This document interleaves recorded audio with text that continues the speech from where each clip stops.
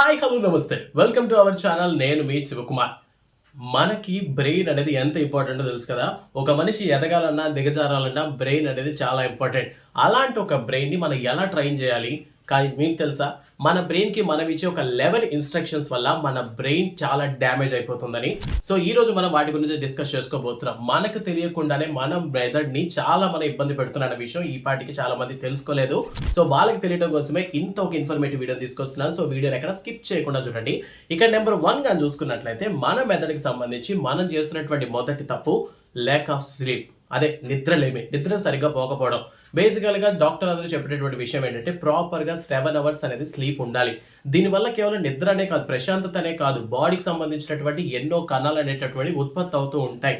So 7 hours అనేది proper sleep లేకపోతే బాడీకి సంబంధించినటువంటి ఎదుగుదల ఏదైతే ఉందో అండ్ బాడీకి సంబంధించి ఇమ్యూనిటీకి సంబంధించినటువంటి సిస్టమ్స్ ఏవైతే ఉన్నాయో వాటికి సంబంధించినటువంటి విషయాలన్నీ కూడా స్టాప్ అయ్యేటటువంటి ఛాన్సెస్ ఉన్నాయి. సో అందువలనే కరెక్ట్గా స్లీప్ ఉండాలి. 7 to 8 అవర్స్ స్లీప్ లేకపోతే మన మెదడు మీద ఎక్కువ ప్రెషర్ పడి సో యాంగ్జైటీ, డిప్రెషన్ లాంటి ఫీలింగ్స్ వచ్చేటువంటి ఛాన్సెస్ ఉన్నాయి. సో అందువల్ల ఇప్పటికైనా ఎవరైనా సరే సరిగ్గా నిద్రపోకుండా ఉంటే వాళ్ళు ఆల్మోస్ట్ గట్టిగా ట్రై చేయండి 7 to 8 అవర్స్ ఖచ్చితంగా పడుకోవాలి అని చెప్పి. ఇక నెంబర్ 2, బ్రేక్ఫాస్ట్ ని స్కిప్ చేస్తూ ఉంటారు. ఆల్మోస్ట్ నైట్ ఎప్పుడో తిన్న తర్వాత చాలా hours, almost 10 to 12 hours gap తర్వాత మన నెక్స్ట్ తీసుకునేటటువంటి ఫుడ్ బ్రేక్ఫాస్ట్. సో అలాంటి బ్రేక్ఫాస్ట్ కోసం కడుపులో చాలా వరకు పేగులన్నీ కూడా ఎదురు చూస్తూ ఉంటే నాకేనా వస్తుందా ఎనర్జీ అని చెప్పి. అలాంటి టైంలో ఈ బ్రేక్ఫాస్ట్ ని స్కిప్ చేయడం ద్వారా మనకి తెలియకుండానే మనకి యాంగర్ ఇష్యూస్ వస్తాయి అండ్ ఇది మెదడుకి సంబంధించి ఒక డిప్రెషన్ ని, యాంగ్జైటీని కూడా పెంచేటటువంటి ఛాన్సెస్ ఉన్నాయి. సో అందువల్ల బ్రేక్ఫాస్ట్ ని స్కిప్ చేసే వాళ్ళందరూ కూడా ఎప్పుడు ఒత్తిడిలోనో లేదంటే ఏదో ఒక ప్రెషర్ లోనే ఉంటారు. మాక్సిమం వీళ్ళు చిన్న చిన్న విషయాలకి ఫైర్ అయిపోతూ ఉంటారు. మీ సరౌండింగ్స్ లో ఎవరైనా సరే కోపిస్టులు ఉంటే వాళ్ళు బ్రేక్ఫాస్ట్ తింటున్నారా లేదా అని ఒకసారి కనుక్కోండి. ఇక నెంబర్ 3, లెస్ వాటర్. చాలా వరకు చెప్తారు 2 నుంచి 3 లీటర్ల వాటర్ తీసుకోమని చెప్పి. మన బ్రెయిన్ లో ఆల్మోస్ట్ 70% ఆఫ్ వాటరే ఉంటుంది. సో అలాంటప్పుడు దాన్ని హైడ్రేటెడ్ గా ఉంచడానికి వాటర్ అనేది ఖచ్చితంగా కన్జ్యూమ్ చేయాలి. సో ఎవరైతే వాటర్ ని తక్కువగా తీసుకుంటారో వాళ్ళ మెదడు పనిచేయడం అనేది తగ్గిపోతుంది. దీని వల్ల వాళ్ళకి అల్జీమర్స్ వచ్చినటువంటి ఛాన్సెస్ కూడా ఉన్నాయంట. సో మనకి కొన్ని విషయాలు అయ్యో ఇది ఏం జరిగింది రోజు అని చెప్పి ఆలోచిస్తూ ఉంటారు కదా. సో అలాంటి వాళ్ళందరూ కూడా వాటర్ ని తక్కువగా కన్జ్యూమ్ చేయడం వల్ల ఇలాంటి ఇష్యూస్ వస్తుంటాయి. ఇక నెంబర్ 4, దీర్ఘకాలిక ఒత్తిడి. అంటే ఎవరైతే ఎక్కువగా వాళ్ళ బ్రెయిన్ ప్రెషర్ చేస్తూ ఉంటారో, ఫ్యూచర్ గురించో లేదా పాస్ట్ గురించి ఎక్కువగా ఆలోచిస్తుంటారో సో వాళ్ళకి సంబంధించిన వాళ్ళ మెదడు కూడా పని చేయడం ఆగిపోతుందంట. ఇలా ఓవర్ ప్రెషర్ పెట్టడం ద్వారా మెదడులో ఉన్నటువంటి నరాలు చిట్లిపోయేటటువంటి ఛాన్సెస్ ఉన్నాయి. సో దీనివల్ల బ్రెయిన్ కి సంబంధించినటువంటి చాలా ఇష్యూస్ వస్తాయి. బ్రెయిన్ డెడ్ కి ఇది కూడా ఒక కారణం కావచ్చు అంటున్నారు. సో అందువల్ల ఎవరైతే ఓవర్ ప్రెషర్ ని ఫేస్ చేస్తూ ఉంటారో సో వాళ్ళు వీటిని తగ్గించుకోవడం వల్ల అంటే యోగా లేదా ఎక్సర్సైజ్ లాంటివి చేయడం వల్ల వీటిని తగ్గించుకోవచ్చు అని చెప్తున్నారు. సో ఎవరైతే ఓవర్ గా థింక్ చేస్తూ ఉంటారో, ఎక్కువ ప్రెషర్ పెడుతూ ఉంటారో వాళ్ళకు కూడా మెదడుకి సంబంధించినటువంటి ఇష్యూస్ వచ్చే ఛాన్సెస్ ఉన్నాయి. మెదడుకి సంబంధించి ఇష్యూ వచ్చిందంటే లైఫ్ స్పాయిల్ అయినట్టే. ఇక నెంబర్ 5, గూగుల్ మీద ఓవర్గా డిపెండ్ అయిపోవడం. మన తాత అవల కాలం నాటిలో చూసుకున్నట్లయితే ప్రతి విషయాన్ని వాళ్ళు నోటి లెక్కల ద్వారానే చెప్పేసే వాళ్ళు, ఎంత పెద్ద మ్యాథ్స్ అయినా సరే. అండ్ మల్టిపుల్ మెంబర్స్కి వాళ్ళ తెలిసిన వాళ్ళందరి నెంబర్స్ మొబైల్ కాకుండా వాళ్ళ మెదడులోనే ఉండేవి. బట్ ఇప్పుడు సరిగ్గా మన నెంబర్ కూడా మనకి చాలా మందికి ఐడియా కూడా లేదు. సో ఇలా మనం ఫోన్ మీదనో లేదంటే గూగుల్ మీదనో డిపెండ్ అయిపోవడం వల్ల మన మెదడు అనేది చురుగ్గా లేకుండా పోతుంది.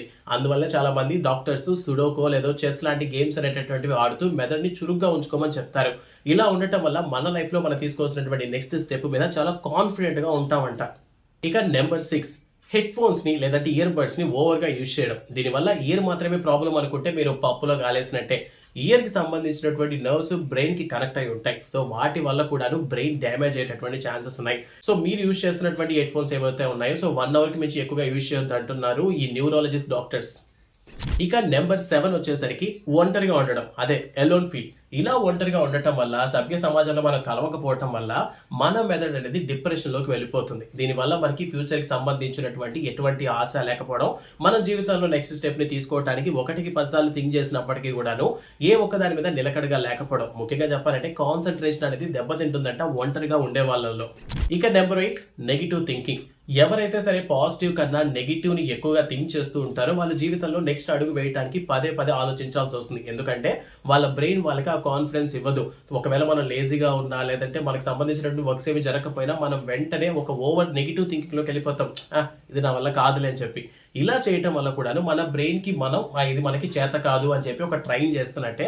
దీనివల్ల మనం మన లైఫ్లో ఎదగకుండా ఉండటానికి మన బ్రెయిన్ మీద ఒక తెలియని ప్రెషర్ పెట్టడానికి ఒక కారణమైన వాళ్ళం అవుతాం. ఇక నెంబర్ 9, చాలా మంది డార్క్ రూమ్స్‌లో ఉండిపోతారు. చీకటి అంటే వాళ్ళకి చాలా ఇష్టం. అంటే చీకటికి భయపడే వాళ్ళు ఒక రకమైతే, చీకట్లో ఉండడం, కామ్‌గా ఉండడం, ఎవరితో పరిచయం లేకుండా, ఎవరితో మాట్లాడకుండా ఒంటరిగా ఉండటం అనేటటువంటిది చాలా మందికి అలవాటైపోతుంది. సో, ఈ విధంగా చీకట్లో ఉండేటటువంటి వాళ్ళకి కూడాను యాంగ్జైటీ బాగా పెరిగిపోయి అండ్ డిప్రెషన్‌లోకి వెళ్ళిపోతారంట. అండ్ సమ్‌టైమ్స్ వీళ్ళు ఓవర్ ప్రెషర్‌ని కూడా ఫీల్ అవుతూ ఉంటారు మెదడు మీద. అంటే నాతో ఎవరు మాట్లాడట్లేదు, నేను ఎవరితో కలవలేకపోతున్నానని వాళ్ళకి సంబంధించినటువంటి స్ట్రెంగ్త్స్‌నే వాళ్ళు వీక్‌నెస్‌గా ఫీల్ అయ్యేటటువంటి ఛాన్సెస్ ఉన్నాయి. దీనివల్ల వాళ్ళ బ్రెయిన్ కూడా మొద్దుబారి పెట్టేటువంటి ఛాన్సెస్ ఉన్నాయంట. అందువల్ల బ్రెయిన్‌లో యాక్టివ్‌గా ఉండాల్సినటువంటి నర్వ్స్ అన్నీ కూడాను స్లీపింగ్ మోడ్‌లోకి వెళ్ళిపోతాయి. Number 10 over eating. దీనికి సంబంధించి మాట్లాడినప్పుడు నాకసలు నవ్వే వస్తుంది. చాలా మంది తినడం అనేది కడుపుకి మాత్రం అంటే పొట్టొచ్చేస్తుందని ఫీల్ అవుతారే తప్పితే, ఇది బ్రెయిన్‌కి సంబంధించి చాలా ఇష్యూస్‌ని రైజ్ చేస్తుందని చెప్పి ఎవరికైనా తెలుసా? తెలీదు. బ్రెయిన్‌కి సంబంధించి కూడా ఈ ఓవర్ ఈట్ అనేది నాట్ ఓన్లీ ఈట్ ఓవర్ అని దేని ముందర ఉన్నా సరే అది ఖచ్చితంగా చెడ్డదే. అది మన బ్రెయిన్ మీద ప్రభావం చూపిస్తుంది. సో, ఓవర్‌గా తినటం వల్ల మన మీద మనకు ఒక కాన్ఫిడెన్స్ తగ్గిపోతుంది. సో, ఒక ఫిట్‌గా ఉన్న మనిషికి, ఒక ఫ్యాటీగా ఉన్నటువంటి మనిషికి డిఫరెన్స్ మీరు గమనించినట్లయితే, ఫిట్‌గా ఉన్న వ్యక్తి చాలా కాన్ఫిడెంట్‌గా ఉంటాడు. చాలా ఫ్లూయెంట్‌గా మాట్లాడతాడు. బట్ ఫ్యాట్‌గా ఉన్న వ్యక్తి ఒక ఇన్‌సెక్యూర్‌ని ఫీల్ అవుతూ ఉంటాడనమాట. సో, ఇది కూడా మన బ్రెయిన్ మీద ఒక దుష్ప్రభావాన్ని చూపేటటువంటి ఛాన్సెస్ ఎక్కువగా ఉన్నాయి. సో, అందువల్ల ఎప్పుడైనా సరే హెల్తీ ఫుడ్‌ని తీసుకోండి. ముఖ్యంగా ఈ junk food, cool drinks, alcohol లాంటివి తీసుకోవడం మన బ్రెయిన్‌కి సంబంధించి చాలా ఇష్యూస్‌ని రైజ్ చేస్తాయంట. ఇక నెంబర్ 11 స్క్రీన్ టైమ్. మనం laptops, tabs, TVs, mobile phones అనేవి చాలా ఎక్కువ సేపు చూస్తుంటాం. ఈ స్క్రీన్ టైమ్ అనేది పెరిగే కొద్దీ కూడాను బ్రెయిన్‌కి సంబంధించినటువంటి కొన్ని నర్వ్స్‌లో బ్లడ్ ఫ్లోటింగ్ అనేది కూడా తగ్గిపోతుందంట. వీటి వల్ల కళ్ళకి సంబంధించినటువంటి ఇష్యూస్‌తో పాటు బ్రెయిన్‌కి సంబంధించినటువంటి ఇష్యూస్ కూడా వచ్చేటటువంటి ఛాన్సెస్ ఉన్నాయి. ముఖ్యంగా ఎవరైతే చిన్న పిల్లలు మొత్తం మీద ఒక 7 అవర్స్ కంటే ఎక్కువ సేపు గాని మొబైల్ చూస్తున్నట్లయితే వాళ్ళలో ఎదుగుదల శక్తి అనేది తగ్గిపోతుంది. అండ్ బ్రెయిన్ డెవలపింగ్ ఫంక్షన్ అనేది కూడాను స్టాప్ అయిపోతుందంట. సో, మీ చుట్టుపక్కల ఎవరైనా పిల్లలు ఓవర్‌గా ఫోన్ గాని చూస్తూ ఉంటే వాళ్ళకి ఈ విషయాన్ని చెప్పండి.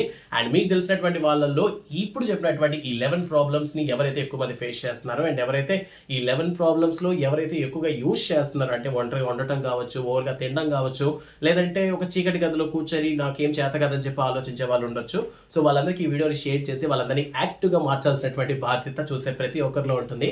సో, ఈ వీడియోని ఎంత వీలైతే అంతమందికి షేర్ చేయడం మాత్రం మర్చిపోవద్దు. ఇలాంటి మరింత ఇన్ఫర్మేటివ్ వీడియోస్ కోసం మా ఛానల్‌ని సబ్స్క్రైబ్ చేసుకోండి. Thanks for watching.